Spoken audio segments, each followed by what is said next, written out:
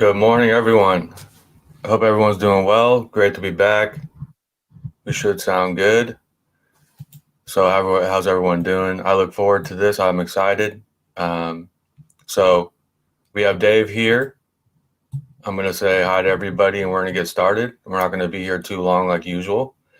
And so, any questions you guys have throughout the stream, let me add Dave on here. Please put it in all caps. I will copy and paste it in the private chat so I don't forget. Welcome to Dave. How you doing today? Hi, Ian. Thanks for having me on here. We are Awake TV. And hello to everyone in chat on this Saturday, October 15th, 2022. Thank you. Thank you. So what brought us here today is on the last panel in the beginning. He was one of the first panelists to join. And I felt his energy right away. I know a lot of other people did, and they're reflecting back on their experiences and me as well. And I actually had an interesting experience after the stream, checking out your videos. And I went to your channel after the stream, and I was watching your videos, and I just was like, man, I got to come here and have a one-on-one with you. And here we are. So thank you for your time. I really appreciate it. Yeah, it's good to be here. I started with all this spirit investigation, mediumship, psychic in the year 2000. I was a medium reading on a UK-based website. I was pretty much the demo for the website. People would come in. Perhaps I'd have 5 to 10 readings a week, and there'd be a sitter chosen. We had our way to pick a person who was eligible or willing to do it. And I would read, and it was for free. And, it was just kind of like a taste of the website and that sort of thing. And that went on for a couple of years. And then I went into spirit investigation, or what's called ghost hunting is what I do. Okay. And you stopped around 2018, kind of interesting. I definitely want to get into that. Over here, anything that flows through your mind, if you want to change gears or anything you want to mention that comes to your mind, please. The floor is yours. Okay. We're a big cluster of information, so we can go anywhere with the conversation. I definitely want to get your outlook on many things, many mysteries in the world. So any of those that you want to share, please do. I want to go into the chat real quick and say hi to everybody. Thank you guys for joining. Jamie, Uno, Sunkiss, thank you guys. Renegade, FE Nation, Brian Staveley is in the house as well. Big shout out to Brian. And I noticed big salutes to D. Allen. I noticed that in the you were in the chat for Renegade's stream, and you were talking a lot about the Mandela effect as well. So it's always a fascinating topic for me. So any of that. Seems like you're well versed in a lot of these and a lot of things I wasn't aware of that you brought to my attention. So, yeah, no, definitely, yeah. I'd like to start by saying the spirit realm is around us all the time. I mean, there's so much evidence. How many people have done investigations with really, really good evidence? And personally, I perform my investigations between 10 p.m. and about 4 a.m. And the main reason is that it's after the noise of the day is settled down, because noise is not going to help anything, noise and distractions. And secondly, historically, and I don't know why, it seems between about 2 and 3 a.m., there's an uptick in activity. And I don't know what the reason is, but typically at 2 o'clock, you're going to start getting a pretty good peak on this stuff. And it's performed in the dark. I use UV illuminators. So you'll see the videos are pretty much like a violet, but it's actually just barely bright enough to see across the room. It's really, really dark in there. And I'll talk a little bit about energies. You'll feel energies, and it's like a heaviness or just an energy around you when the spirit activity starts to pick up. And 2 days ago, here on We Are Awake TV, we had that panel discussion. Triple R, Ellis, and Sunkist were there, and Sunkist brought up she mentioned an encounter she had, a little, I guess you could call it paranormal event, where she felt heavy energy, and at one point she said it rubbed up against her. So, I mean, how close do you have to get, and how much evidence do you need that it is all around us? And there's a good Rod Serling quote. He said, "There's nothing in the dark that wasn't already there when the lights were on." Yeah. Yeah, So I felt that when you said gliding, that's what sparked her to come on and share experience that she's never even shared with anybody. That was something that triggered, that reflection. So I thought that was extremely interesting.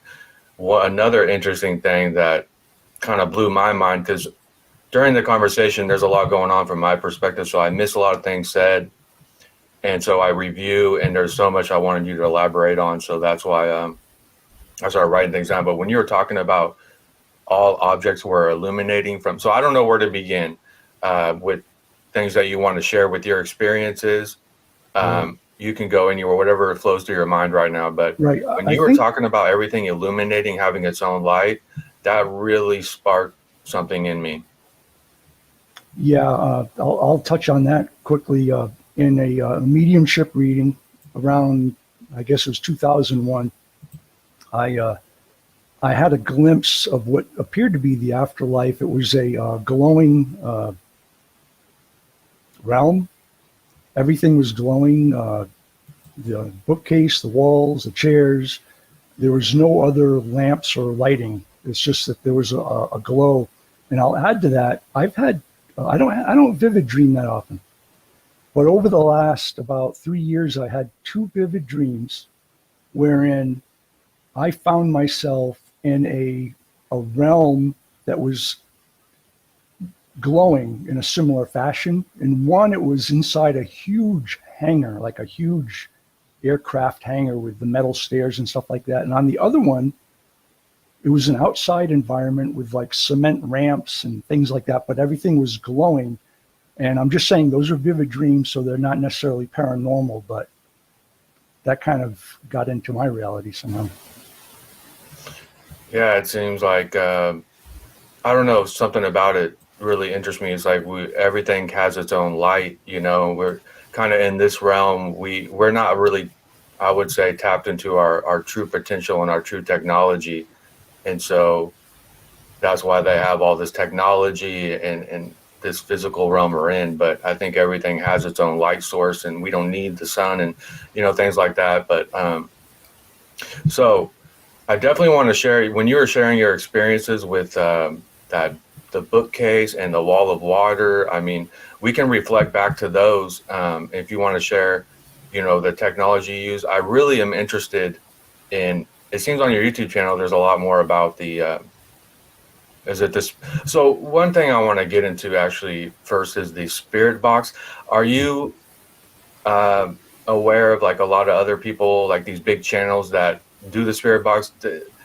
Are you seeing a lot of, what would you say, kind of phony? And we don't really know, maybe they're getting something, but it seems like a lot of them are kind of exaggerating and a little phony, especially with the spirit box. Right. Well, it's on the investigator to either present it as it happens or to like clip and edit, and you could chop anything up. You've seen all the videos online where like famous people singing like rap songs and so they chop them up, and it's kind of like that. If you just play it like it is, and what I do is after the session, I'll go home and like you, I'll put the headset on, I'll turn the volume up and listen very carefully. And any words I can pick up, I'll just like type in text and produce a video and pretty much present it that way. And that's what I do. And I have a bunch of equipment here on my table, and I was going to go over and show the chat just a few of the tools that are used in investigation.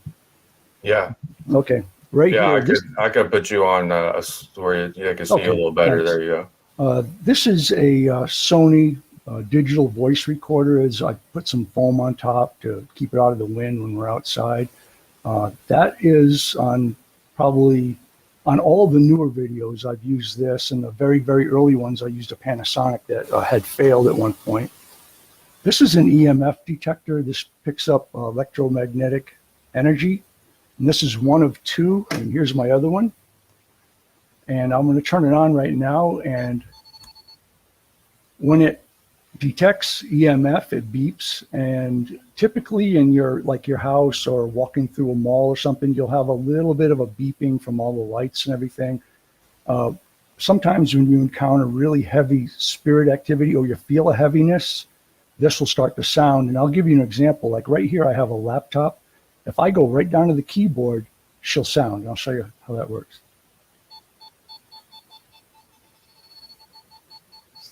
See, but where I am, it's not really an issue. And here's my cell phone, a little bit on the cell phone, and that's kind of how this works. And this is good because you can be in a room in the dark with your UV lights, and you can have this on the counter. And if everything's fine and you're just asking questions, hey, I'd like to make contact, and this starts to like deet, deet, deet, deet, deet, you know that like something's coming, and it usually does. And to illuminate the scene, these are UV lamps. They take a large battery that lasts about 45 minutes, and these put out a violet light. Like it'll turn a completely dark room into like a purple scene that you can see. This is just a standard flashlight that actually one of my partners, one of my co-investigators, she liked using a flashlight to ask questions with spirit, like turn the light on, that kind of thing. And I do have a little clip later to show that. This is the main camera. This is a full spectrum camera. And what the difference between this and a regular camera is, a regular camera has filters so you don't get all the UV and all. Like if you just bought a Sony Handycam and it had no filters in it, it'd be almost useless because it'd be all purple all the time. Well, this one is intentionally filterless, so you're going to get a little UV, a little infrared. It kind of gives you more potential to pick up objects and see things. This is an Ovilus X. This is a unit that was built. This one's probably about 12, 13 years old, and this offers either like a dictionary source, like with actual words, like there's hundreds of words, or just phonetic, where it will get A, I, O, U. It'll give you that kind of thing. I'll turn it on. I hope. Let me see. Here we go. I'll give you an example. Okay, that's dictionary mode. You push it against phonetic, and you're going to get like squeaks, squawks, and vowels and things like that. And sometimes this thing just starts talking. It's pretty incredible. Wow. Yeah. And lastly, and this is what Ian asked about, PSP7 Spirit Box. Spirit Box with an amplifier. And what this does is it's a modified radio that sweeps through channels at a very high rate. Let's see if I can get this turned on here.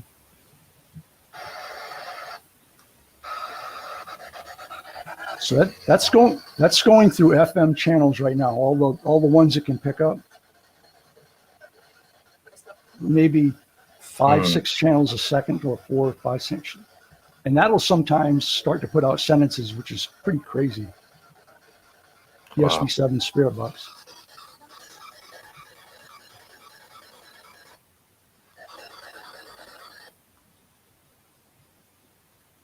Yeah, it helps us go beyond our light and sound spectrum that we only can decode, 5%, or, it's important to understand that. I think what really has made me realize a lot was looking into the way the eyes work, and with the whole frequency and just beyond our spectrum, what's flowing around, and how we only can detect a small percentage of it, So. Well, I agree.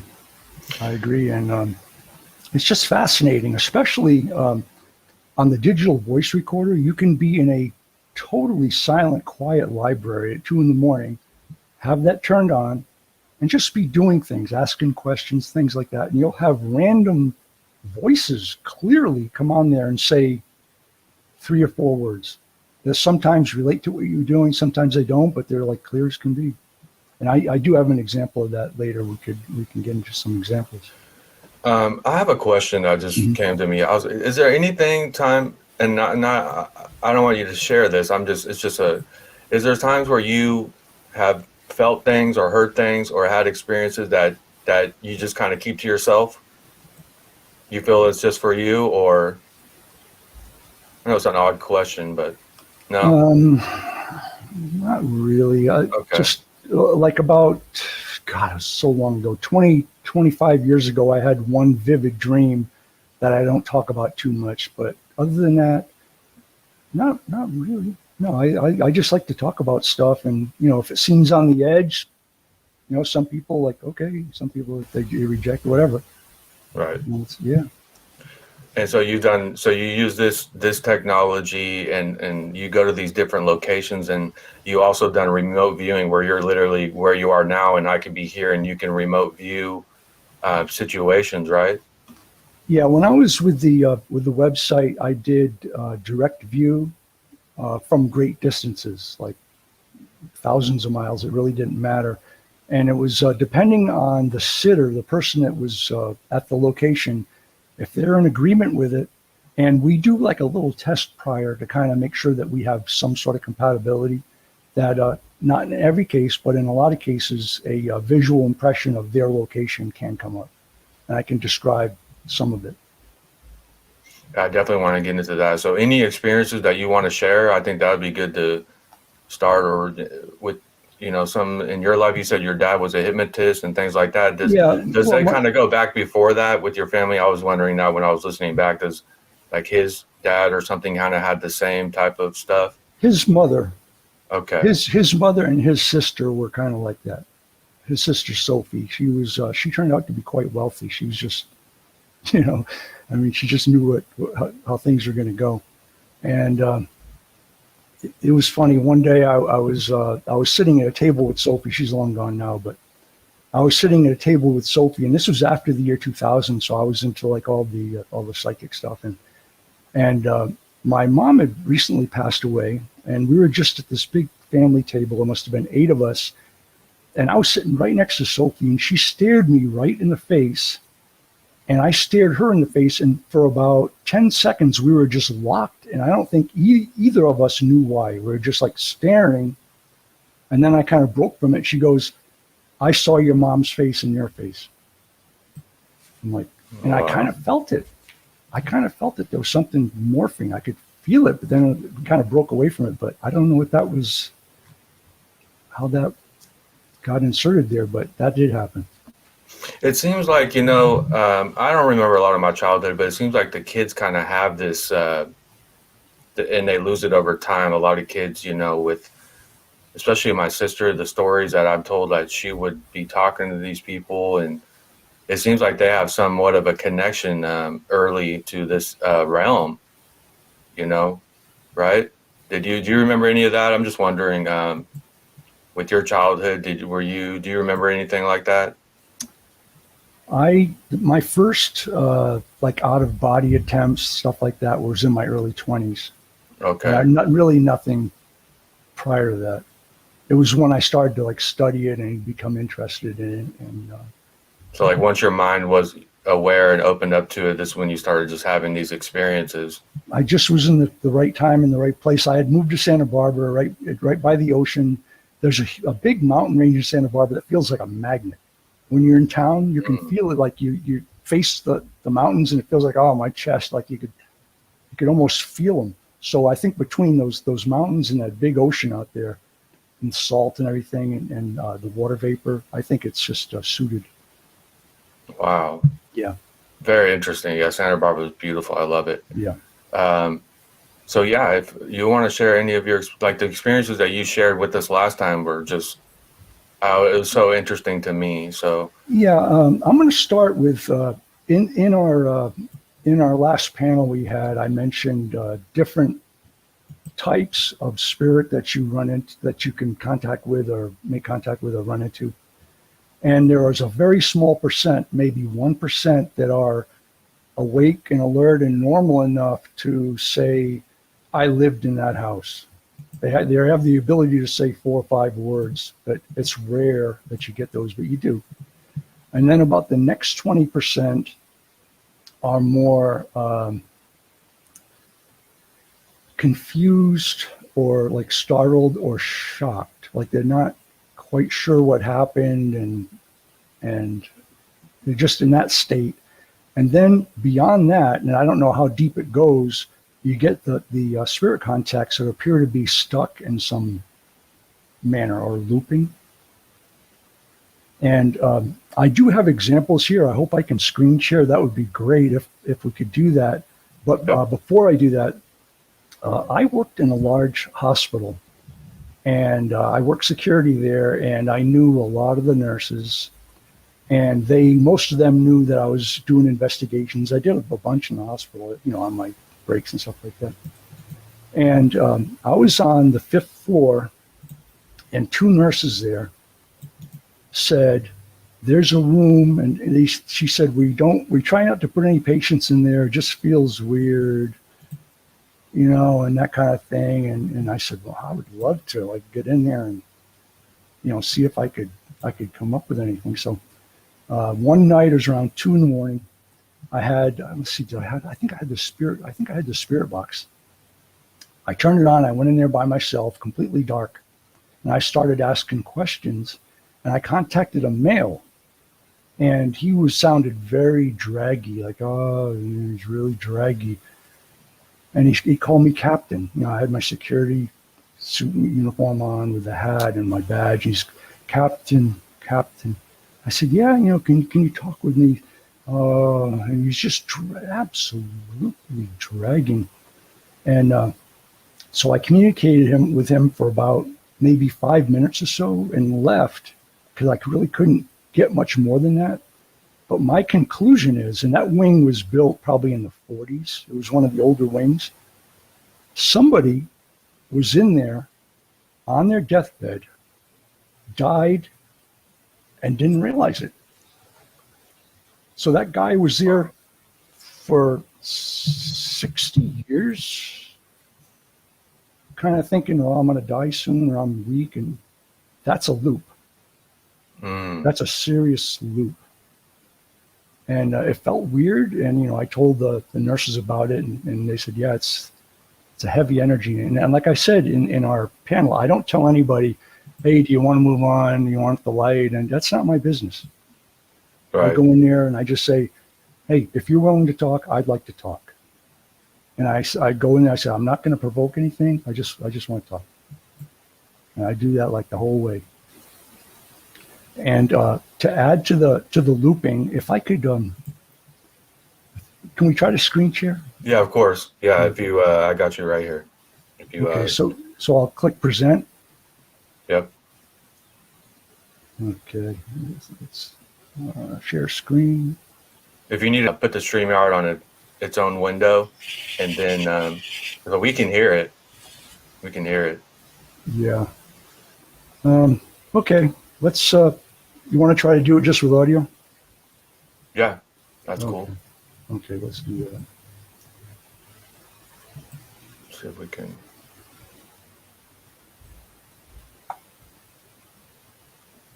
Okay, in this one, we're in the medical unit, and we're asking questions of a spirit who's stuck. And here we go.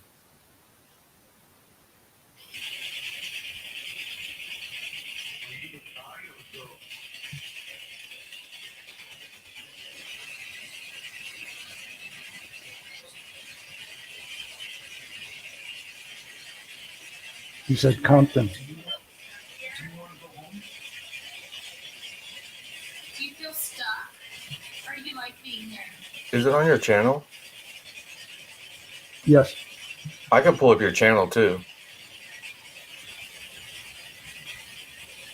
Does Gina scare you? Okay, well, I can sorry pull I couldn't show No, the no, video. no. I can pull up your channel. Yeah, but these are just short clips from. Okay. Yeah. Okay, no worries.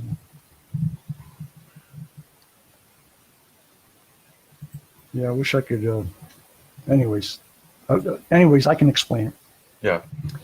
Myself and two nurses, we were in this room, and we're asking the spirit if they wanted to communicate, and the spirit said heroin, and then the spirit said yell, and I asked, "Are you a guy or a girl?" And he said Compton, and this was in Santa Barbara. He said Compton, and then Kirsten, one of the nurses, got in there, and she said, like, do you like being here? Do you want to go home?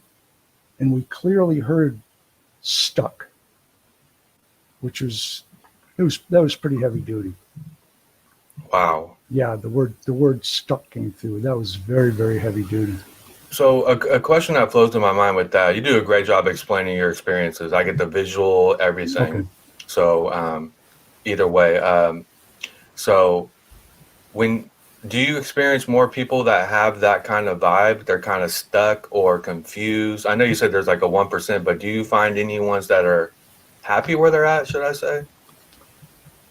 I would I would say just that one fellow in the mediumship reading in the chair, in the glowing room. He looked like he was just fine, just fine. What do you think it is? I don't know. We can speculate. Is it kind of see, this is the thing with me is everyone thinks that when they die, everything's fine and dandy. Like they don't have anything to worry about. The creator's got them covered. I think that there's much more to this, and I think we can be tricked, or we have multiple layers to get through to get to whatever we're really trying to get to. So when we leave the body, there's obstacles there as well on the spirit realm. And it's much more than everyone just kind of thinks, oh no, everything's going to be fine. But this kind of proves my point in a way too, as well, It's hard to say which way that goes, but I just tried to collect, I guess for a better word, data, just experience, and try to like piece it together. That's kind of the best I could do, and that was my example of a stuck spirit. There's a pretty good example of a confused spirit. It was at the Glen Tavern Inn. This is an old tavern and an old inn in Santa Paula, California, built in 1911, and it had a history of like surviving high water. It was a TB ward for a while. It was that kind of thing. It has a deep history. A lot of famous actors were there. All your Marilyn Monroe went through there. Even Houdini, like a bunch of very famous people went through that inn. It was right near the railroad tracks. And myself and three co-investigators, we went into room 219, which had the history of servicing like TB patients, stuff like that. And I encountered a heavy duty confusion session where there were multiple spirits that were asking hello, and then most of them were just saying, "I'm dead," one after another. And I have that clip right here. Wow. Let me play it for you. And too bad you can't see the audio, but the video, but we'll do the audio. Is there anybody else who would like to step forward that can speak to us?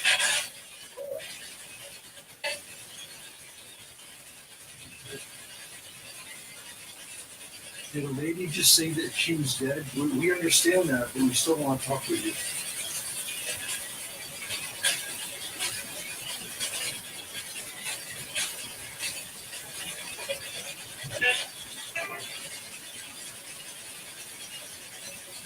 No, we understand that and we can hear you.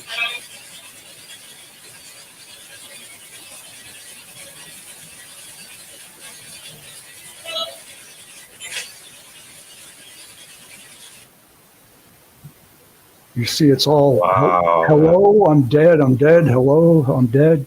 We can hear you, I'm dead, hello. And she really had a woman voice that was it was very clear compared to a lot of them. That was coming in really clear. Just a shock. They're in shock, like confusion. Yeah. Yeah. Take And advantage I guess of it's better than looping. Maybe like they seem like they can function somewhat. They're not in like this zombie loop, but it's pretty heavy duty. So where is this one at again? It was at the hospital This or this was at the oh, Glen Tavern Inn, Santa Paula, California, room 219, second floor. There's 3 floors. Room 307, the notorious 307 with the slasher. That's on the 3rd floor at the end of the hall. Yeah. oh And yeah, yeah, go ahead. and I'm going to say in our panel 2 days ago, I mentioned that later in that investigation in 307, when I encountered that really angry guy and the slashed girl, um, um, I had a voice come through that said a demon, because somebody in chat 2 days ago asked about that, and yes, a voice did come through. I have another clip with another guy who was actually an employee of the inn that was pretty much generally pissed off at the spirits for chasing guests out, like people leaving in the middle of the night because like they're scared and stuff like that. So he had a really like a in your face session with that angry guy in 307, and we picked up another demon come through there, and I'm going to play that for you. Let me see if I can find it here. There we go. Room 307. This is just a guy that worked at the inn. He was a mostly Native American blood, really good guy, and he was just pissed off that people were getting run off the property.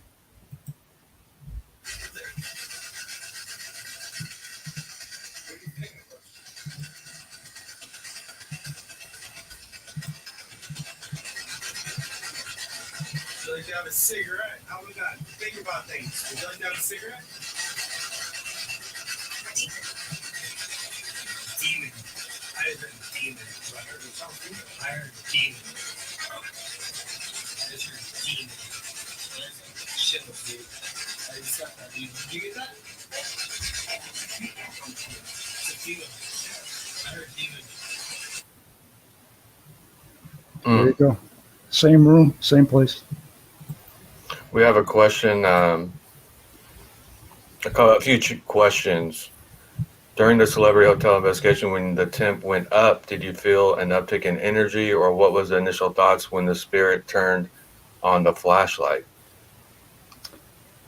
That was at the Santa Maria Inn in Santa Maria, California. My assistant, Becca, she likes to do the flashlight experiment. I wish I could show it because it's a flashlight that we set on a couch next to a Raggedy Ann doll, because I like to use props like dolls, porcelain dolls, stuff like that, see if anything's attracted any kids or anything. So she put the flashlight on the couch and she sets it so it's not really on, not really, it's kind of just like there. And she walks away and she goes, "Could you turn that on for us, please?" Bam. And we're talking like second and a half, bam. She goes, "Geez, that was impressive. Thank you." Like that. And I don't feel any change whatsoever.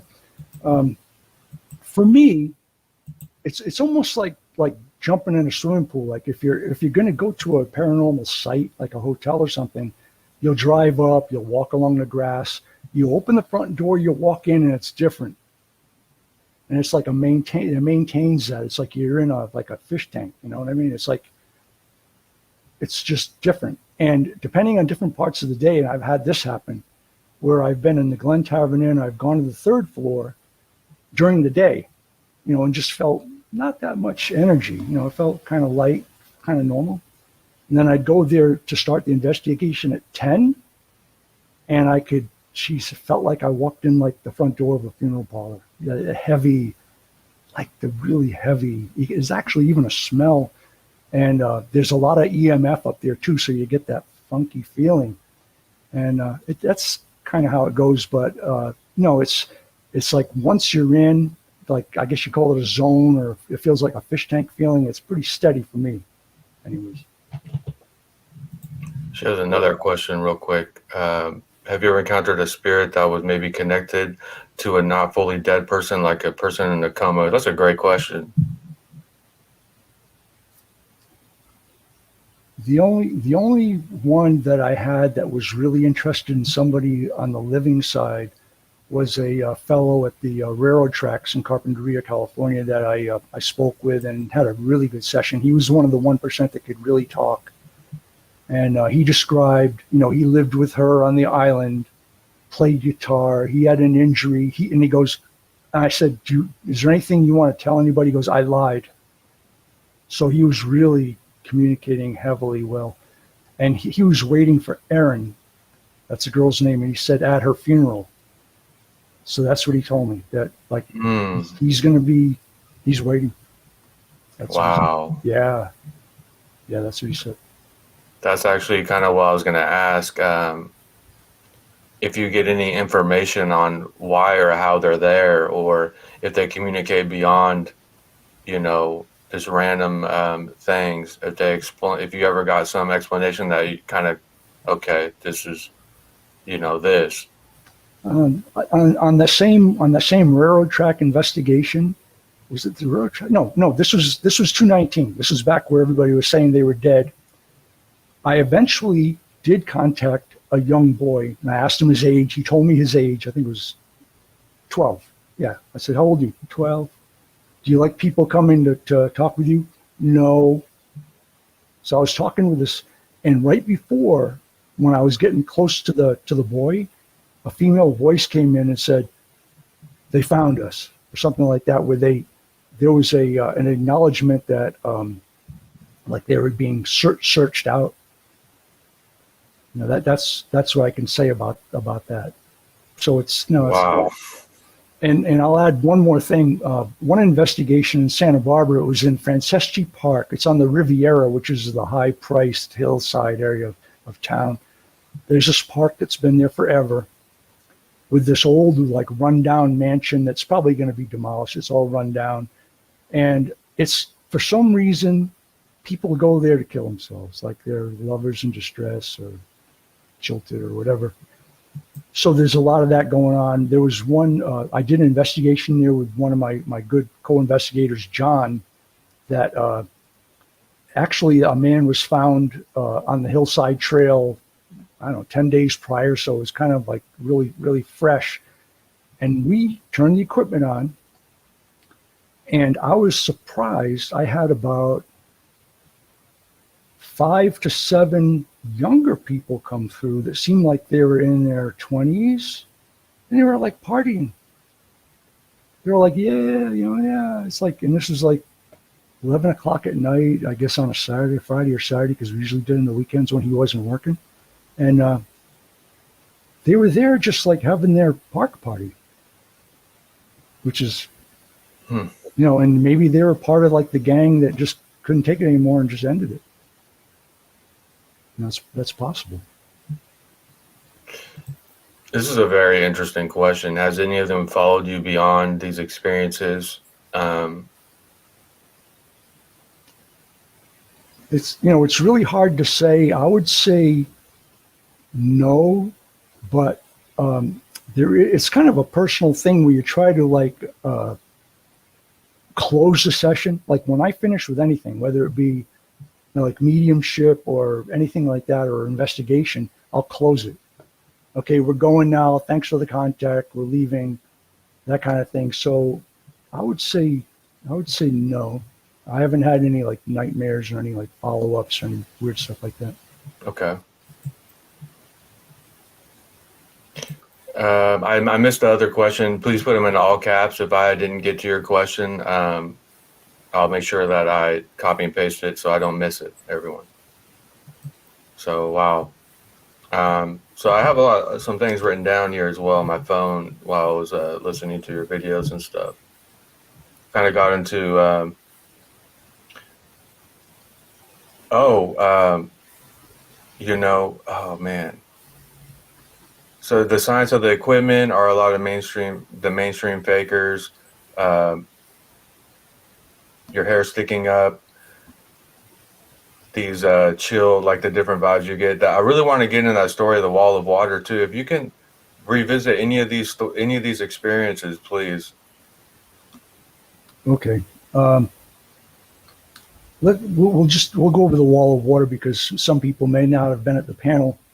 It was around 2000, 2001. I was a reading member, Mediumship UK website, and a lady in her 30s asked for any, mediumship contact that I may have. So we relaxed, we breathed, we did some deep belly breathing, and I got a vision of a standing wall of water that I can describe as a Ripley swimming pool standing up on its edge.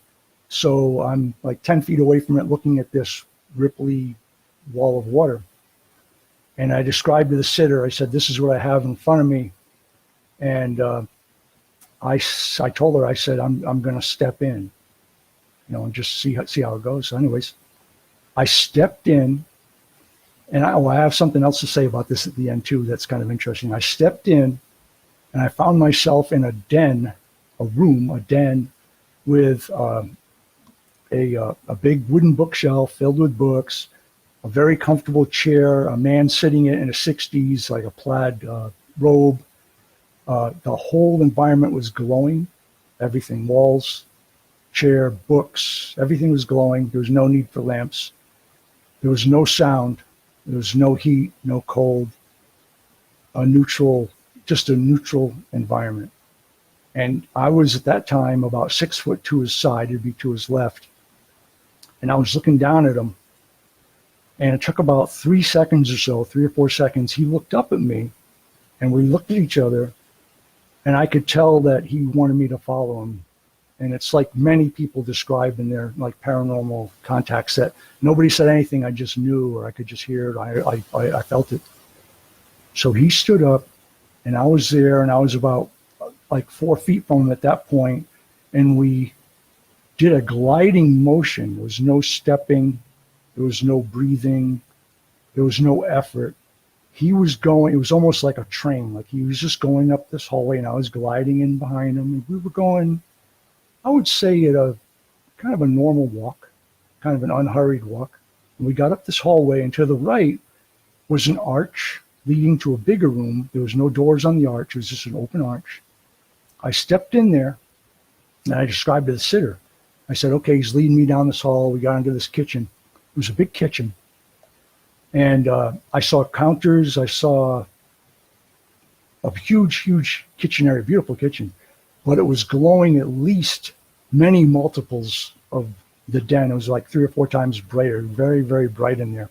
So bright that the images were like distorted, like I could, fuzzy, just so bright. And I explained this to the sitter. He led me to this kitchen. It's very bright. And she didn't say anything. She was just listening. So then I saw a large side-by-side refrigerator. And this was, I would say, 20 feet away from the door. It was like a big, wide kitchen. And in the upper left-hand corner of the refrigerator was a diamond shape that I would describe as approximately 18 inches high, maybe 15 inches wide. And it was a little darker than all the brightness. It was just something that stood out. So I told the sitter, okay, he's showing me this diamond shape on the refrigerator. And at that point, she said, I know what that is, which was good. I like hearing that. And I said, okay, what is it? And she said that she gave him a magnetic sign that said, I love you. And it was in that shape. And I said, well, there's your message. It's your father saying, I love you. So it went really well. And like I mentioned in our panel, I'm like, okay, here I am in this kitchen. I want out. I made that personal decision. I'm done. I want out. Boom, I was totally out. No tracer. I was just like back to normal where I was. And what I'll add to that, like I said, there's something interesting I'll add. Later, about 3 or 4 years later, through my, just internet investigation, different videos, I ran into the Montauk Project, if you've ever heard of that. It was a military project on the Montauk, New York, which is an island. I think it was, I'm going to guess 1970s, 74, 75, where they were allegedly sending children back in time through a portal, a tech portal that they had built. And I was reading about it and everything. They described the tech portal as like a standing, like glimmering panel that they sent the kids through to time travel. And I learned that Wow. like 3 years after seeing that standing wall of water in that reading, which is pretty crazy. I'm like, wow, I bet you I know what that is. I bet you I know what that looks like. Yeah, I haven't. I'm gonna take your screenshot. I haven't heard of that. I just looked it up real quick and it seems very interesting. Wow. Yeah, and I had no knowledge of that prior about that kind of portal. You know, it's fascinating how much they want us kind of worried about the flesh and this world and kind of be wrapped up in it. But meanwhile, behind the scenes, these guys are doing all like Berkeley, all these guys are doing deep studies into the mind and these experiences, like the gateway experience. Have you looked into that? What they did with Yeah, that? I find that very interesting, and that's one that SMQAI, Chick, and Buster covered extensively in like 2018, 2019, I think. Right. And yeah, I've heard them explain that like many times about the military going in teams of three and uh, like quote like harvesting on some other dimension and things of that nature. It's pretty interesting. Yeah. Yeah, yeah. That's the deep stuff they're trying to get into is our consciousness, these other realities. And so when you did that experience you explained, you must have some gift, some awareness that you're kind of tapping into to have that experience from a distance and be somewhere and witness that, go through that. I mean, it's just fascinating to me that you're able to do that. Is it, you know, for me, and I explained it before we went live, like I had this paranormal experience after the stream and I was in the computer room and it was Mhm. dark and I felt this energy. It's like I had this awareness and I just felt this deep energy. I got the shivers. All my hair stood up, and there was like something behind me, like pushed me out of the room. But every time I have one of these experiences, like I get kind of this fright feeling, Mhm. and kind of like distance myself from it or run away, you know. And so, do you find yourself? I wish I wouldn't always go there, but every time I like astral project, I'm out of my body, but I'm in the room. I start hearing these voices and whispering, and I hear somebody that sounds like they're suffocating. Mhm. And I started screaming at the top of my lungs while I'm sleeping, like, and eventually I break out of it. But I always go to that state, and I wish I could remain calm. Yeah, my guess is that if you had an EMF detector, it would have been going off. When you get that heavy, it's like static. It's right there. You said you like your hair feeling. Um, you know, it's such a deep thing, and it's I find the way I get over or more successful with that is two things: control the fear, and that's why I keep telling Spirit, I just want to talk with you. Mm. That's all. You know, I'm not telling anything. You know, I paid for this room for the night. I'm here. I'm staying. Get up, get out. No, I'm staying. You want to talk? And that's what I do. And also, you have to have a real, true will of it can be done. I'm doing it. It's a mission. If you can get in that like no fear, I'm on a mission mindset, and look, there's your gateway, right? There's your military going on a mission in there. It's like that same mindset, then it's doable. And then also you'll find with out of body experience, if you're going through the procedures of going out of body, like you find a place to lay down, could be a bed, couch, uh, yoga mat, whatever works for you. You're down there, you're breathing, you close your eyes, you're doing some visualization. You know, you feel yourself becoming lighter. And for beginners, of course, there's a point where you first lift off. Probably 99% of people go, oh, damn, I'm in the air. Boom, and they drop. It's like fear. The next time you do it, you go, okay, I know I'm going to lift off, but I'm not going to be afraid. And then you work on it. It's like anything, musical instrument, just stay at it. Great advice. I'm definitely going to um, try to take that advice on these experiences because it's something that I'm very interested in you know, beyond the flesh, beyond this physical material realm. Like, where am I going, and what can I do to help that path? And kind of maybe, if we don't know these spirits, if they're trapped, or if a piece of them is here, you know, if we kind of split and some of us stays here, and it might sound like they're trapped, but maybe a piece of them is somewhere else, you know. It's just, you know, we don't know. But I want to play one more audio clip. okay. This is from the the hospital. There was a really nice old library that's since been demolished. It's a shame. Beautiful old library, a lot of wood, beautiful place. Had a like a clear tile dome skylight. The place was just awesome. Huge leather couches. It was just freaking awesome. But they demolished it, of course. And I was in there with my partner Greg at the time, and we were just trying to contact spirits. And we have the different tests we would do. One test we had was we'd go to a plant, take a tissue, like open the tissue up, balance it on a leaf. So it was just like balance on the leaf. And we'll say, you know, if there's somebody here with us, could you move that tissue, please? And we'd see if we get, because it would be very easy to do because it's like almost weightless. And while we were doing that in one session, my Sony digital recorder was on, and we caught a crystal clear EVP, electronic voice phenomenon, that came through. Nobody was saying a thing, but it came up on the digital recorder. It said, "Took it. They took it." And I listened to that with my headset on after this. I'm like, "What was that? Nobody said that." And I'll play it for you. You want to hear it? Mm. Okay, here we go. Here's Reeves Library, Took It, EVP. Here we go.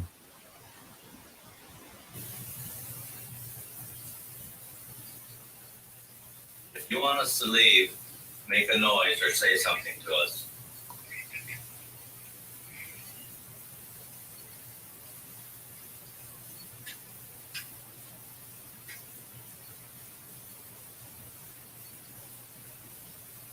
Can you do that again for us?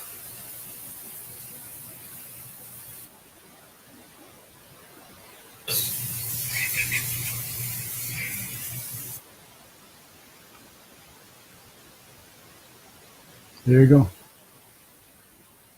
Somebody was in that library, a male, said they took it. Wow. Yeah. It was 2 a.m, completely silent. No noise whatsoever anywhere. The one thing I was always interested in, like the ghost hunters and ghost stuff and that stuff, you know, that they would show us on TV. One of the most interesting things I've ever seen was when they go visit these children that are like gifted, and they take them somewhere and they're able to connect to this stuff. Have you seen those investigations with the kids? A little of that. I was into like more of the mainstream hotel type, prisoner type ghost hunting shows, and I haven't even seen those for like 4 years. But that's kind of what I found those really interesting. And then you have all the rumors and all like the things in these tabloids that say, "Oh, that's all fake," and we'll tell you how and why. So who knows? Who knows?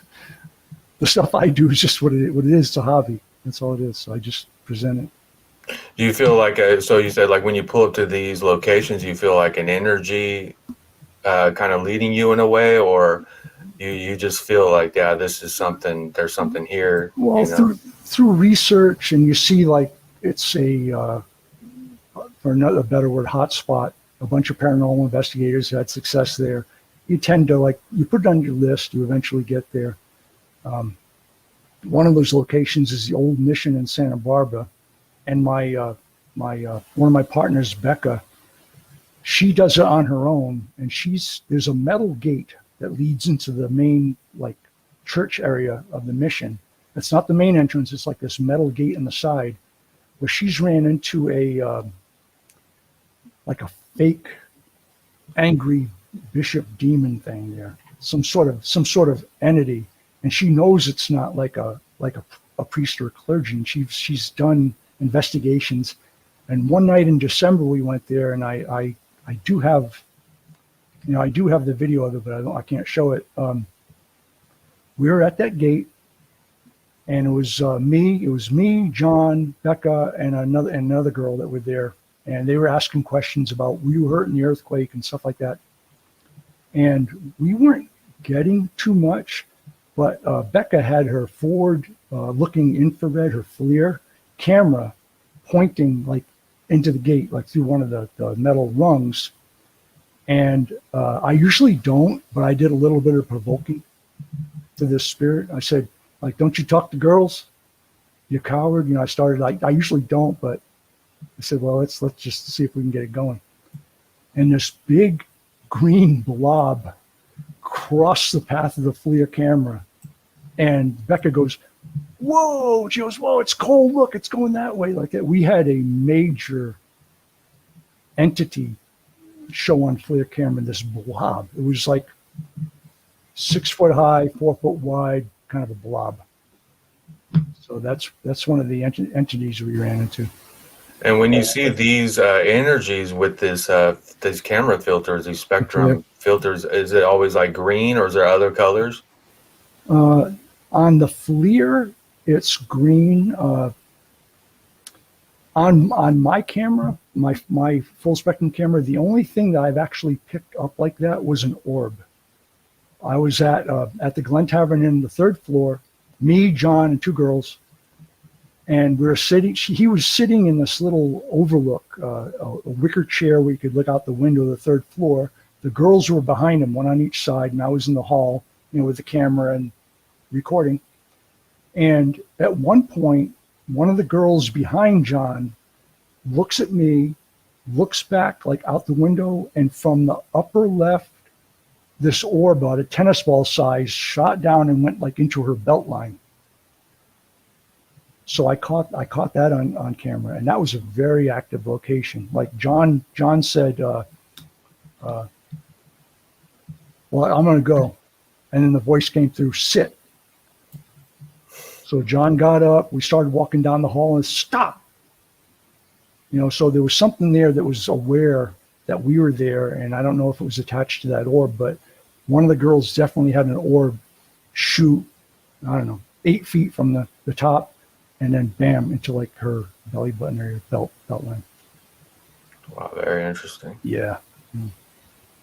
But no colored different orbs. I've had a visualization of a shadow person.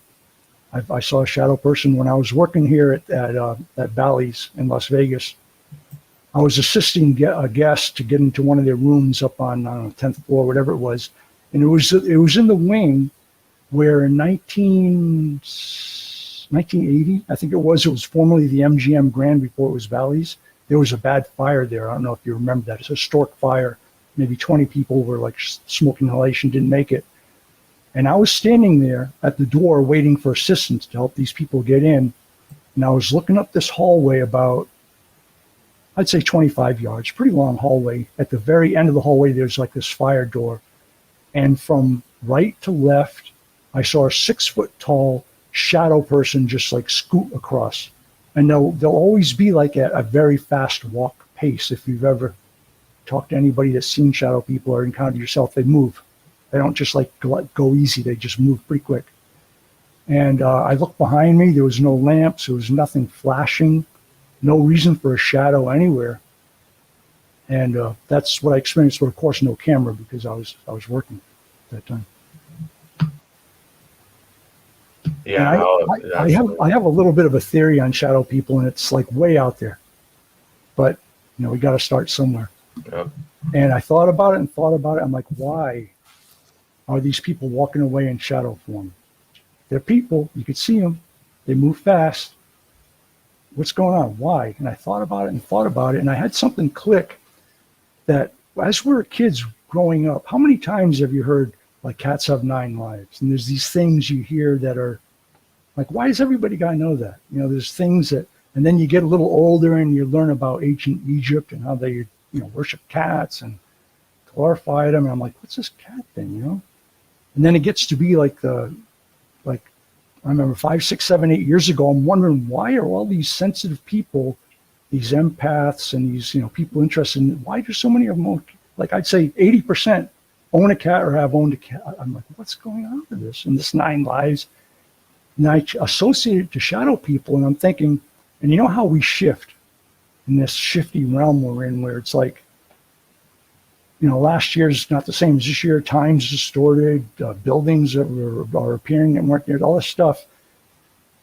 It's almost like we're going through a series of, I guess you could call it, like life, death, life, death, life, and we don't even know it. Like we're not dying, we're just shifting somehow. And and if we get to the 8th, the 7th life, the 8th life, the 9th life, we have 9. Maybe the 10th, we're not solid anymore. We go to shadow, and then we go to orb. So maybe that's the only explanation I can come up with. I don't know. I don't know why the shadow people walk around and why they're there. Yeah, interesting. Very interesting. I would agree with that. We're definitely playing something out, and you got into the Mandela effect a little bit, and that kind of was fascinating for you as well. You want to hear something crazy, and you were there. You witnessed it 2 days ago. No, it was actually yesterday. It was with Renegade. It was with Renegade on his show. I was in chat, and about an hour and a half into it, the Mandela effect came up. And then the panel was kind of kicking it back and forth, and how crazy it is, and a couple of examples. And as I usually do, I'll type an example in chat. And I just picked one. I'm like, okay, I know the Bible doesn't say Moses was given tablets anymore. He was given tables now. Those tables. That's a huge change. Like, how many people know it's tablets? Okay? So I typed that in the chat, and then I should have done it first. I went to Bible Gateway, brought up the Bible, King James Version. I typed in tables, and I had almost nothing come up. I'm like, what? I know it says tables in the Bible. And then I did a search on tablets and had all these Exodus verses come up. Yeah, it was scribed on the tablets. He was handed the tablet. He brought the tablets down. I'm like, how'd that happen? I know it said tables. So then I thought, and this is like 20 minutes later, I thought, maybe I'll send an email to Brian Stabley, because I usually, anything that comes up, he likes to collect this stuff because he does his presentations. So I went back to Bible Gateway, and I'm like, okay, let me pull it up. I'll highlight it, I'll copy it, I'll make a screen share, I'll send, and it shifted back.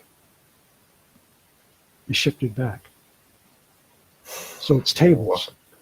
And this was yesterday, right? In the Renegade chat. Whoa, that just kind of... That's... How can like a billion Bibles be like shifting ink like that in a matter of an hour? I mean... That's crazy. Yeah, it's so fascinating. It's a key to something. It's something super important that's going on, and it seems like it's accelerating, and I'm so fascinated by it. There he is. And yeah, and there you go. There's Brian. And that that's not even the start of it. It's just so deep. I mean, I don't know how many you're aware of, but I can name like 25, like no sweat. They're pretty common. All of them are fascinating. I'm not as versed up to it as some people. I try to keep up the best I can, but it's just never ending, and I think it's going to be accelerating. I think many things are going to be changing even more, to where it's going to just be really mind-blowing. You have the people that see it, the people that don't, and it's very odd how people just deny it, Yeah, and there's the update factor too, where you can be face to face with somebody. I had a buddy I worked with at Bally's who was a younger guy, Mormon, very, he looked like your typical televangelist. He had, hair, his back, not a whisker on his face, in good shape, 6 foot, like 185, square shoulders, just a real like straight shooter, evangelistic type. And he didn't always have a good day. He was kind of like almost robotic in a way. But one day he was feeling, happy, and we're out on the floor, and he had no calls. There was no medical issues or anything. So I hit him with Bible changes. I said, do you remember the animal that laid down with the lamb, with the lion, with the lamb? And of course he said, the lion will lay down with the lamb, and then I said, well, you know what? That has actually changed. It's shifted. It says wolf now. The wolf will dwell with the lamb. And he's like, and he kind of took that first like half an update. I go, yeah, that's what it says now, really. And then he takes another update and he goes, if you go to Revelations, there's Christ has been called the Lamb, and he started like freaking going way off the freeway. It was not even related to what he just couldn't. He updated. He couldn't accept it. Couldn't accept it. And I didn't push it. I said, okay, great. I'm going to get going. I just like walked away. He updated, which is a very crazy phenomenon. He updated. That was an interesting phrase to give that. Yeah, it's like these governors on people's minds, and we see it with family, friends, and especially since 2020 that they just can't. Their mind just can't have some control or something they got to break out of, and they just will deny it to the T. And some of these things, if you're denying these changes, then some of it I'm sure is a result of the early years of school where we're matrixed by like age 12. We're pretty much matrixed, and if you hit anybody, like there was another fellow, a younger guy, and I hit him with 3 or 4 Mandela effects. He's really easy to talk to. He asked me for advice a lot, so we could talk easily. And he was getting them. Yeah, I see that. I hit him with that. Yeah, I see that. He's like, why? I go, I don't know. And I listed 2 or 3 more. He's like, yeah, I see that. And I could see he was starting to sweat oil. You know what I mean? He was like overheating. He's like, what's going on? Like, can this be real? And the next day, he still got it, but he was still, you could tell he was really nervous, and he had a lot on his mind. And then the next day, he was like kind of the same way. And then the third day, he released it. He said, hey, that's cool. Yeah, I'm going partying. I got my girlfriend. But he tried for like 2-3 days. He tried. And his matrix was just like, I'm not going to screw up my matrix. And he just like dumped it. But he gave it a good try. when it comes to the red and blue pill, it's not just one pill. There's many pills that we have to take along our path to really open our minds to things that are going on around us and the truth, you know? Yeah, and you know how they kick around the reason or the cause of Mandela effect, and you'll have probably 40, 50 different views and angles. And I don't want to list like from A to B, from A to Z actually, but for me, after I thought about it a long time, just like you said, deja vu the other day. You think about it, try to figure these things out. The way I see it, and I'm hoping I'm right, but I may not be right, is that in the beginning, we had source. Of course, we're here. There was source. That in itself doesn't make sense. What was before source? There was nothing. Yes, he was there or she was there, and always was, always will be. That doesn't make sense, but that's the way it is because we're here. So we know that. There was source. And there was creation. And in my view, it's a level plane. And on the level plane, there was water. And then there was fire. And there was wind, the creation. The animals of the land, you know, the birds. And then man. And there was a creation. And it was, in my view, it's kind of like a closed, self-sustaining system of, you know, plants grow, we eat them, evaporation, rain, do it again. Things that shouldn't be around rot, and it just is perfect system. Plenty of food, plenty of water. And as we went along, man started corrupting. There was the first man that went up to a clean stream and said, hey, this water's really clean, but if you want some of it, give me a shell. It's free, but not anymore. And the system got worse and worse and worse, and war and politics and worse and taxes. And it just got worse and worse. And I think that Source, being an eternal being with no time, that our existence here must seem like the snap of a finger. It's like insignificant amount of time. So I don't see it being a hands-on situation. I see it being, okay, I set up the system, boom. But especially the way it's going, I think there's going to be a periodic maintenance schedule come up where it's just too much. The corrupt overlay on God's flat, perfect earth, it's still there, but it's just layered with corruption, rot, and I'm hoping that the Mandela effect are the first indications that it's being softened for removal. It's like, you're spraying on the degreaser, things are going to shift around and swing around, and then it's going to get either washed away or whatever. I'm just hoping that that's it. And that's my take on the Mandela effect. Why of it? Wow, well said. I really like that. Yeah.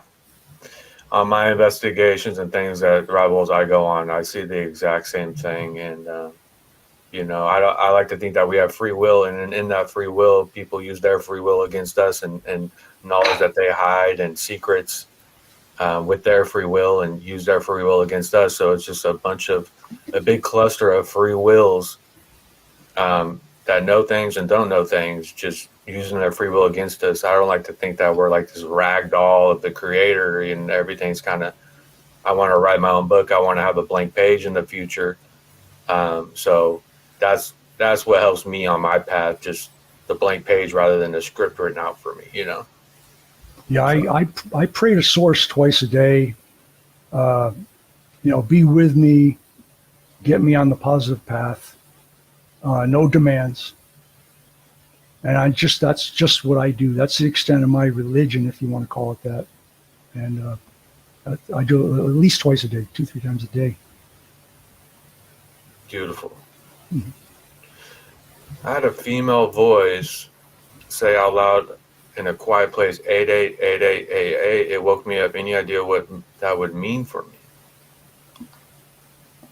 The only thing that I can associate that to is the Asian belief that 8, especially in series, is abundance. Like, for instance, you'll see a house for sale for $88,888.88 because an Asian's selling it. If you go to a casino, they'll say, "Where's the 888 machine?" That kind of thing. So that's all I know about that. So it's typically related to abundance or gain. Right. Just checking out the chat. Any questions? All caps, everyone. I really like this conversation too. Our outlooks on this, and I would rather, having the conversations with each other on what people think and with an open mind is just my favorite thing to do. So I really like the way you're putting this, and it seems like there is some big reset coming, not Klaus Schwab's, but this is leading up to something, and they want us kind of looking in that direction. But there's something much bigger than these guys, and I think that they might be aware of it, that they can't control that's coming. So I don't know if you looked into, just curious real quick, if you look into like Archaix's work. I'm on the fence on some things. I don't know if you've looked into him and his whole Phoenix phenomenon and these 168 years, whatever the number is, and things like that. Have you looked into that? I would say like most people who are considered truthers or like paranormal and that kind of stuff, or Tartaria, that I've watched maybe 6 or 7 live presentations and maybe seen 5 or 6 of his videos. And, he's entitled to his view. And he says right up front, he goes, hey, there's a lot of people attacking me out there. I'm good with that. And, so he knows that he's saying stuff that may not sit with everybody. And my take on that is, and he sounds like he's like legitimately digging through these old books and getting this data and really putting a lot of work in.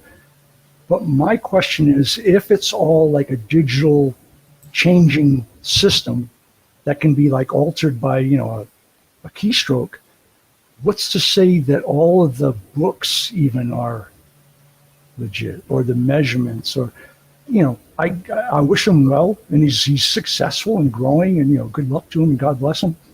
But that's just how I feel about that. It's like, if it's all digitally fake, isn't that everything? Thank you. Yeah, I really like what you said there. For me, there's something that he's missing, and there's some wrong things, and I think that people are just kind of all in, and something sparks, and they just it's just like, now everything this person says is law, and that's the truth. But we always have to have an open mind with all of this at all times, and these books and anything that was recorded, just like Brian said, I trust no books or any old info. So as long as we're always have an open mind, there's something to it for sure, but there's something that kind of shied me away during this time of my journey. And I find more value in this type of stuff, and us sharing our views and experiences and what we think, than all of us looking at one person and just seeing what they're saying, So. Yeah, it's really super interesting, and he has prediction videos, and a lot of those seem to be coming right, but it's very interesting. Yeah, Sunkiss asked, can you ask him if he's noticed the 1 Corinthians 13 about love being changed to charity? I've heard that one, but I haven't looked into it, but I have heard that. Yeah, I have. Wow. There are so many that are scrambled now. Yeah. Couches have appeared. Wheat and grain has changed to corn. Like they say, I sent her down to town to like load the cart with corn, and like, come on, give me a break. Another way I look at it is like there's almost like this veil being lifted in a way as well, I don't know. I'm just saying that there is this veil being lifted where it's kind of like we are getting this extra awareness of things that's so deep, and as this is happening, these veils being lifted on a lot of things. So I like the way Brian says it. Our reality's fluid. That's the best, phrase I've heard with the Mandela effect that I super resonate with. Yeah, the changes are just, and like you mentioned, the thinker statue, how you saw the images shift, things like that. So many things in our current reality. I lived in Carpinteria, California for a number of years, known for its avocado festival, California Avocado Festival, HAAS, avocados, are now HASS. Everybody knows it was HAAS. Everybody knows that. And I've been a chef for over 20 years, and I was in charge of the ordering for most of my career, and produce and seasonal stuff. I'm telling you right now, people, I mean, I wish I could get my hands on those order guides, but man, that is a bona fide fact. This has changed, and it's just, how does this happen? I'm constantly mind blown. Like I said, I'm just hoping it's part of the loosening of the crust. Right. And that's what you said, like the veil is thinning, not everywhere. Some places thick, some places thin. That makes sense. It's breaking down. Who knows what's going to happen when the thing just like, really lets loose. Wow. You know what I realized too, and kind of what we're saying here anyways, is that with this Mandela effect, and even with archaics and a lot of this history in these books, it shows that we really can't trust it. Because if all this is changing right now, and these things that we're really aware of in our history, well, then how are we going to take books from 1,000 years ago or 500 years ago and take it as this is a fact? Yeah, the We whole can't. the whole narrative, like the Wild West, the cowboys and Indians next to like huge stone cathedrals, even the stories of like Roman legions marching on Roman roads up to England and Germany. They had to build the roads. They're Roman roads, so they had to build them. How'd they get there? What did they eat? The whole thing just doesn't make any sense. You think people are just going to let somebody like march through there like that? The whole thing doesn't make sense. It's like it's all script. Yeah, so I like my motto is to live in the now. I mean, the history is important and understanding that, but uh, I think one thing that the enemy, should I say, doesn't want us to do is to live in the now and not look too far ahead. And just the now and the past, nothing I could do about that because it's only going to affect my now. And the more we can tap into living into now, I think is a great answer to what's going on, or a solution that we can all do. And I think that that's not something they want us to do. Yeah, you alluded to that like soul trap idea, like the Right. that comes up a lot in near death experience testimony, a lot, where somebody is they're very very ill, badly injured, or they're bleeding out, and they start encountering a very comfortable area that's mostly black, but in the distance there's a light, and they don't know what to do. And then they start getting either people they don't know or people they do know. Hey, come this way to the light. This is where. And then they're considering, well, maybe I should, maybe I shouldn't. And then, bam, they all describe, it was a love like I've never felt, like I was home. And they all get this overpowering dose of like narcotics. And wait, this what experience is this? Is this near death? This is like soul trap theory, where Oh, okay. near death experience, Right. they get pulled into the light because they've been coerced by either entities or people masquerading as their, whatever, husband, wife, child, and they go into the light, and then they wake up on the operating table and go, "No, I didn't want to leave. That was great. I felt great." And it was like this like soul trap matrix cycle, so that's all a part of it too. Right. That really, that whole thing is a part of it. And you're saying, and where are the souls? Are they here? Are they there? So that's another piece of that whole question. Yeah, actually, Axis has shared his experience with near-death experience when he was stabbed multiple times, and he left, and he felt just kind of that neutral feeling you said. I don't want to speak for him, but he shared it multiple times with us, and it was very interesting. And then he woke up, and he kind of flipped the doctor off for bringing him back, which is interesting. So, yeah, the soul trap thing, I don't want to be all in on it, but there is some type of cycle trap thing that we can be in, but I like to think that I can also be out of it as well. If I can be in it, then I can get out of it, Yeah.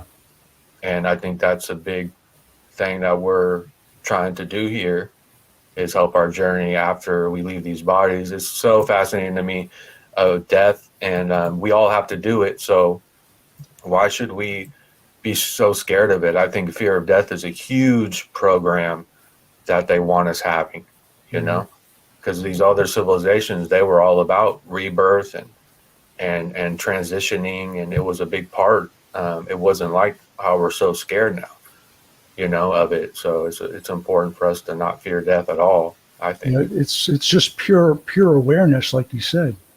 If you go in there NPC, of course you're going to want, hey, wait a minute, my house and how about my Lambo, or even like more sincere than that, like my kids, but it's time to move on. Right. Yeah. And it's kind of like they do everything to weigh us down. We need to be, light as a feather. We need to be light with things we consume. And they take these heavy metals out of the earth and put it in our food, medicine, water, air, and it kind of weighs us down. I think it's much more than the physical as well, where they can kind of get us in these loops, and some of us want to be in the loops. I think that they weigh themselves down spiritually, uh, spiritually, because they don't want to leave their empire that they've built here. You know, they want to be in a loop. So we're kind of in that too, where a lot of people actually want this loop. And this world is everything, the materialism and all these things, and you become so worldly that this is kind of it until you actually wake up. Yeah, in our that panel 2 days ago, we were discussing NPCs who are, we know what they are. They're just matrix. They're just not aware. And then there's more of our level that are, you know, I guess semi-aware, catching on day by day. It's something new. And then there's maybe even past that where you're like, okay, I see most of it, all of it. I'm pissed off, and I want it changed, and I want it reversed. And I think we had examples of that in the panel. I think it was Triple R is more in that third camp where he's like, hey, you know, enough is enough, and he wants action, you know, which is good. You know, that's fine. That's good. You know, I'm doing the best I can to like learn, pick things up, help people as I can. Help's a big part of this. Help others, because the system is opposite of that. Compete, beat them down. You're going to get in front of them. So that's the negative of it, the opposite side of it. So help is really, really important. Connection to source, helping others. That's kind of where I am on that spectrum. But I know, you know, it ranges. Yeah, and I always try to preach that it's in battle. You know, we don't. Not everyone's supposed to be a medic or infantry or you know, an airman. We all have our part to play, and we know our strengths. And if we embrace that, we can all help each other in different ways. Some of us are just ready for the fight, you know, and it's much more than physical. Because my motto is that we can have all the weapons in the world, we still lose the same way. So it's definitely not an answer. Sometimes it might be in situations, but I understand where he's coming from, and he kind of inspired that side of me listening back. I was like, you know, we do have a lot of things going on, and enough is enough. So, and you know, it goes without saying, you got to draw the line somewhere personally. Yeah. Like 2.5 years ago, I drew a hard line. That's all I'm going to say about it. Right. I mean, I'm not going over it. Do whatever you want to me, kill me. You know, and that's just what it is. You got to like draw that line. We got about 20 minutes or so left. So if anyone has any questions, please put it in all caps. We will address your question. If anyone has any, he'd love to answer any questions. Shout out to Malcolm and Sophie and David and Sunkiss, Tom, everyone.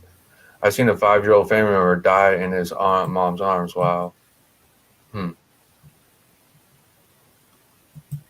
Man. Shout out to Dean, Rick, Cleveland, everyone that's joining. I appreciate it. So, yeah, I really like this discussion too. I love it. I mean, I'm just always craving intellectual conversations about, beyond these bodies, you know, and my thing is to help as well. I can easily, you know, be in my own world and just like completely shun everything and just kind of, you know, and not let anything affect me. But I feel this in my soul to help the best I can, like outside of me, and help people in the maze, maybe say, hey, there's a door over here, and hey, I still got a lot of work to do, but we can get out of this maze, you know, and you kind of have that vibe as well. Yeah, one thing that's worked for me personally is, you know, we're not at our best all the time by definition. We have highs and lows. And I've really got to work on this because I still fail a lot. Any interaction you have, like you might run into somebody working at a counter or whatever, try to get something good out of it and make a positive of it if possible, even if it's like 80% negative somehow. And I fail sometimes, and not as much as I used to. But I think that's important too. And you'll see that things generally get better, you know, keeping that mindset. Well, I like what you just said. That was great advice. I mean, also, I have your channel here. If the on the screen, and if you go, just so you know, everyone, the links in the description. We're still here for another 20 minutes or so, but his channel's here, and he has a lot of documented experiences here. If you scroll all the way down to the beginning of his channel, and so about 10 months ago, you came on here and started posting these, right? Actually, no, it was years ago, but Okay. Y2BE strike me out. Okay. Yeah, if you go all the way to the top of the videos, it's about the 8th or 9th video down as an example of spirit contact. If you want to play that, it's about 2 minutes, and it covers a couple of the videos that I couldn't show. So it's past Leonard Skinner. It's like spirit contact. Keep going, keep going. Where is it? Should be there. Maybe no. Well, try to go a little lower. Maybe it's a little lower. Oh, you know what? I can. Oh, there it is. There it is. Go down okay, just a little go more. down. Go down just a little more. Right there. You passed it, that purple one on the right. Above rethink. Above. Go up. Up. No, the other way. Up. Up. Up some more. Oh, spirit That communication. purple one right there. Yeah. And how long is that? Like a couple minutes? Yeah, it's a few minutes. Let's pull this up. I'm sharing my audio. That'll give you the examples of that the confused spirits right there. Okay, let's play this for a minute. Again, any questions you guys have, please put it in all caps.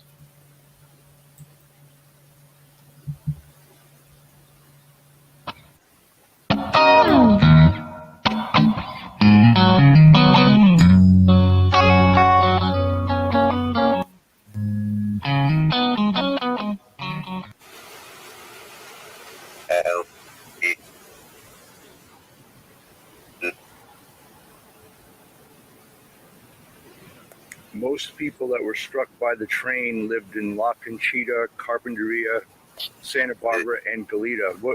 What is your home? Where did you live?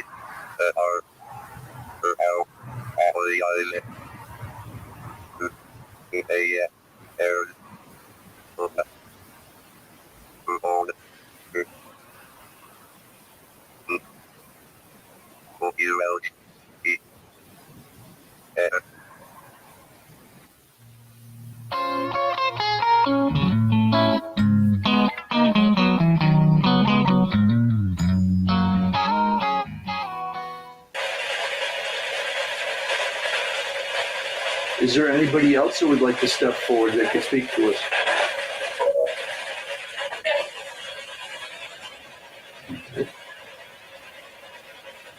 Did a lady just say that she was dead? We understand that, but we still want to talk with you.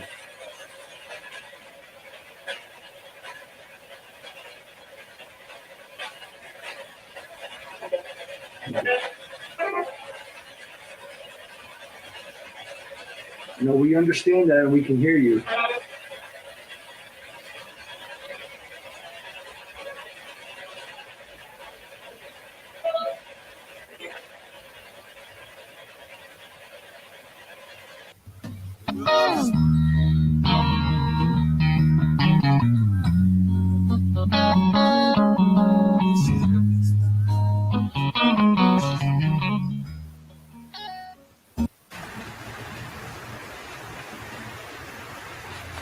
Who's hurt in the earthquake?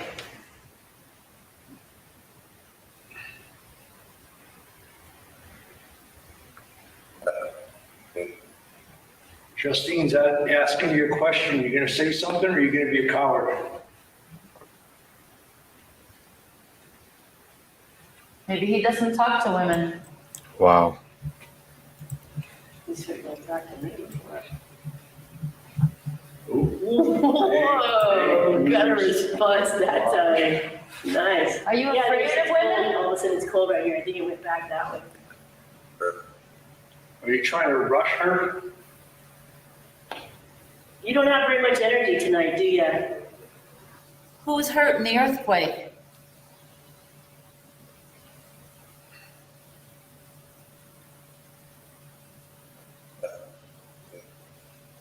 Justine's asking you a question. You gonna say something or are you gonna be a coward? Maybe he doesn't talk to women. He certainly talked to me before.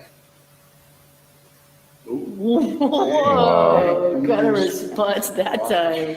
Nice. Are you Yeah, afraid it's of cold. women? All of a sudden it's cold right here. I think it went back that way. Are you trying to rush her? You don't have very much energy tonight, do you? Wow. And it just makes me think as well, just like we're here in these bodies and a lot of us are in this sleep. It's like almost like the spirit realm as well is in this, this sleep. Well, like they have they have to wake up too,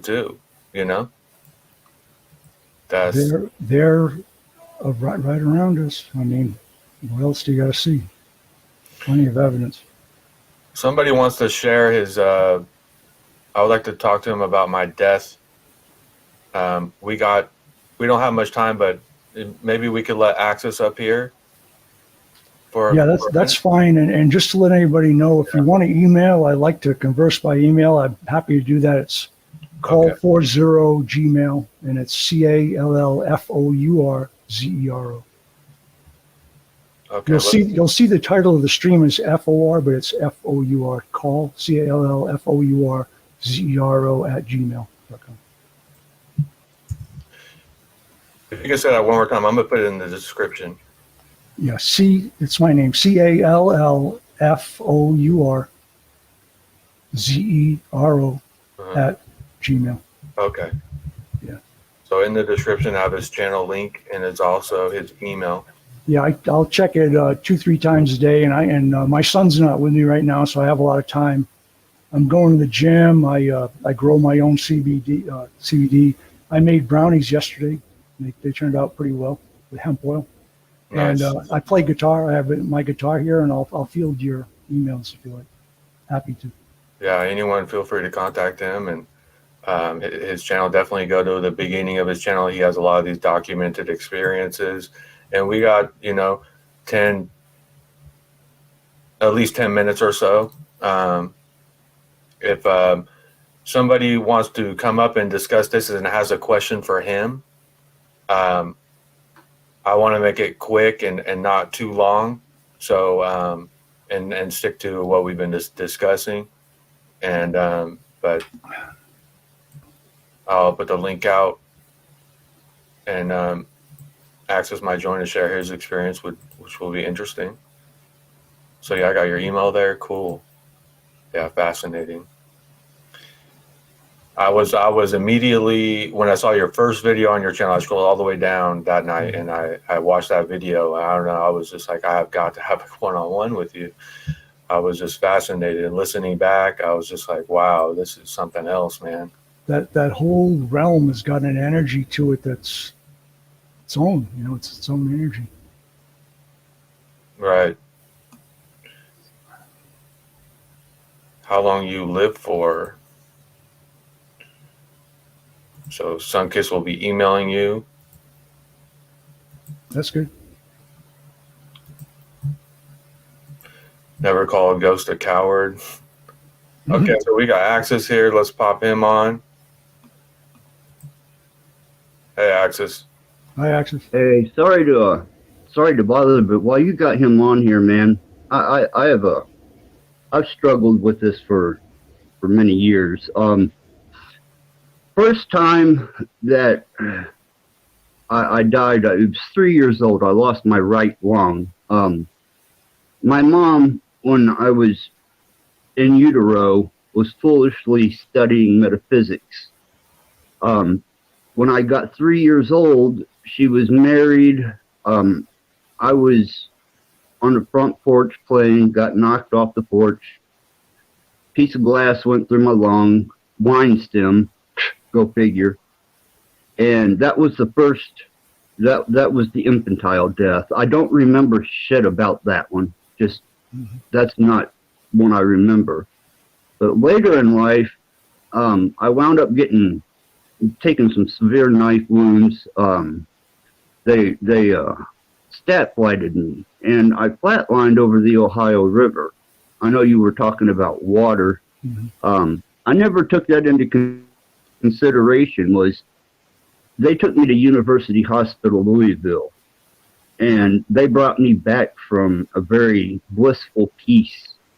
And since then, there's been a discontentment within me being alive, because I kind of feel like I got cheated. I was happy. I was content. I was at peace. And the last incident I had was I had a cardio incident in Kingman, Arizona. And even with that one, I didn't go to the same, I guess, state of consciousness as the peacefulness of the second death when they had to revive me on the helipad.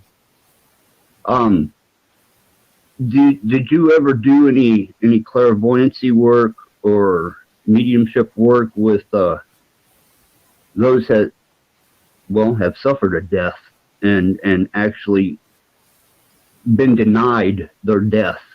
I was denied because of medical technology. Had I had a DNR, I would probably have been fine. But it's really been a wait.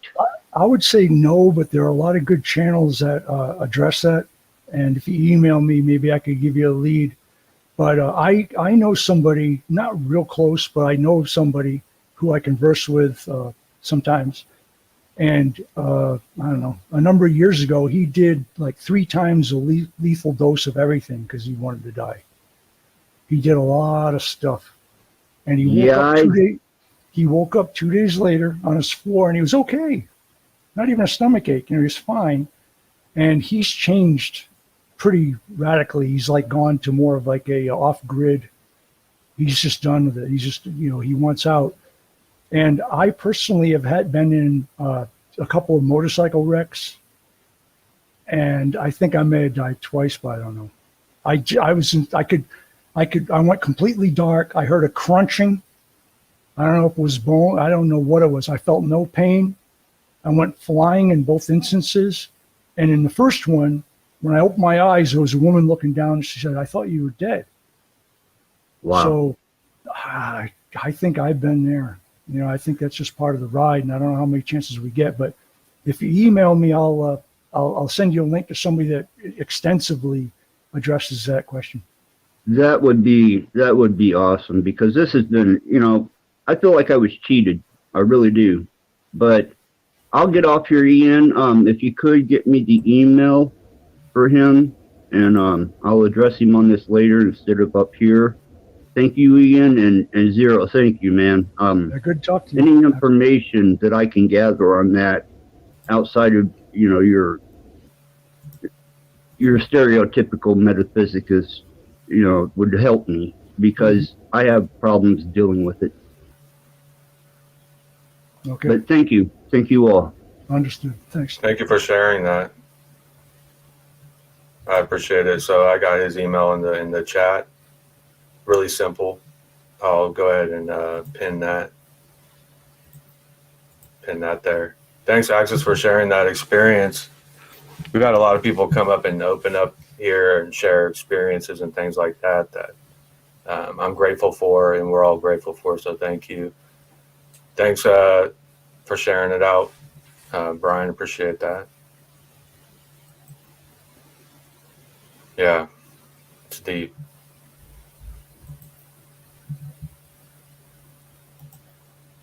I haven't personally had any near-death experiences, but it's you get this hearing people explain it. It's deep, so deep, and especially when people are in the operating room, they flatline and they see and they remember everything, a lot of things that are going on, and they can describe it. Checking out these studies and different anesthesiologists that aren't in the field anymore, and they talk about this, is very mind-blowing. It just shows that we're much more than these bodies, Yeah, and just getting away from the noise of life for a little while, like we had this last 2 hours. Who could care less what's going on out there? It's about us for these 2 hours, and we got away from it. And that's big too. It's a big step forward. And I thank everybody in chat. I appreciate you all. And I know this community is a lot of empaths and things like that. And, I appreciate that. And I just wish you all the best. And, we'll take it from here. All right. Thank you so much. I really appreciate it. Yeah, we're definitely a bunch of empaths here, and I embrace it. I'm happy with that, being an empath and have an understanding of people, what they go through, and it helped me on my path. So, thank you so much, Dave. I really appreciate you coming up here, and maybe we could do it again in the future. I hope that you join one of our panels if you feel it. The door is always open for you, and you can personally contact me. And I'm really love the conversation. Yeah, it was fun and productive, and seeing everybody in chat and that they're all kind of vibing on it and liking it. That's good too. And I'll be checking my email. I'll do what I can and answer the questions or help as I can. And I'm going to be going. Thanks everybody. Thank you. Bye bye. Thanks, Dave. Appreciate him. Thank you so much, everyone. We got a few minutes, so.